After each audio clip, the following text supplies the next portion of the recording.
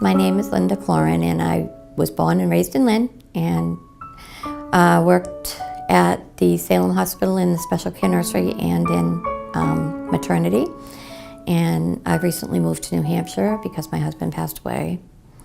My husband, Jim, was a big guy. He was a sheet metal worker, and he had one son, and I have 8 children. So we married. Our wedding was something that you wouldn't ordinarily see. It was in the local pub, and we had all kinds of people there from every walk of life. Jim loved his motorcycle, his dog, and he loved to sit outside in the sun. He was just a big teddy bear. He had an episode where my son called me and said, "Mom, he's fighting an ambulance, but he can't catch his breath." I said, "Call an ambulance," and Jim proceeded to have a cardiac arrest. He was brought to the hospital, right to the cath lab, and a stent was put in, and 2 days later he started bleeding from everywhere, and they scoped him and decided he had stage 4 colon cancer. We were then introduced to the cancer center and to Care Dimensions, which we loved. He loved hospice. He loved having the nurse coming in. He loved knowing what was going on with him. The nurse would explain to him what was happening and what he could expect, and he needed to know these things.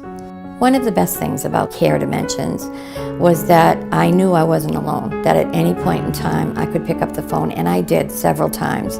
If I couldn't handle something on my own, or if I didn't understand what was going on, I called, and the nurses were there within 15 minutes. I couldn't believe how quickly they came.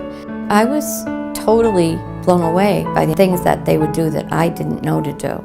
With the medication, with the acupuncture, they offered massages to both of us. They refilled all medication. They just totally, unbelievably made our lives so much easier. The night before he passed, he woke me up at 3 in the morning to tell me that he had some pain in his liver area. It's the first time he ever complained of pain to me, so I took it very seriously, and I called hospice.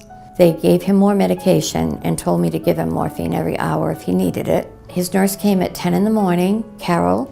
She went into the bedroom, and he brightened right up and said, "Good morning, Carol." And she said, "Good morning, Jim. I'm not going to keep you. I'm just going to take your blood pressure." And he said, "That's okay." So she took his blood pressure. It was totally normal. Sat at the kitchen table, and Carol immediately saw that he was in respiratory distress. He was gone. I miss him so much.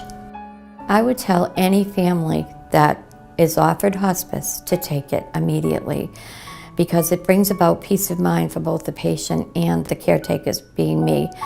And I didn't want them either, because I thought that meant they're near the end. But I couldn't have been more wrong. I didn't realize how much I appreciated hospice till he was gone.